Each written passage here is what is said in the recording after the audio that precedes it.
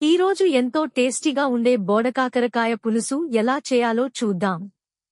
ముందుగా బోడకాకరకాయలను నీళ్లలో మెత్తగా అయ్యే వరకు ఉడికించుకోవాలి. ఇప్పుడు ఒక కడాయిలో కొంచెం ఆయిల్ వేసి ఆవాలు, జీలకర్ర, వెల్లుల్లి, పచ్చిమిర్చి, ఉల్లిపాయలు, కొంచెం పసుపు వేసి బాగా వేగించాలి.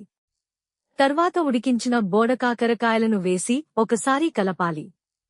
ఇప్పుడు రుచికి సరిపడా ఉప్పు, కారం, హోమ్ మేడ్ మసాలా, ఎండు కొబ్బరి పొడి వేసి బాగా కలపాలి. 2 నిమిషాలు ఉడికించిన తర్వాత చింతపండు పులుసు వేసి మరో 2 నిమిషాలు బాగా ఉడికించాలి.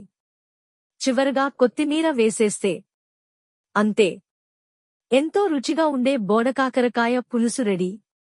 రెసిపీ నచ్చితే లైక్ చేయండి, షేర్ చేయండి. ఇంకా ఇలాంటి రుచికరమైన వంటకాల కోసం మన ఛానల్ని ఫాలో అవ్వండి.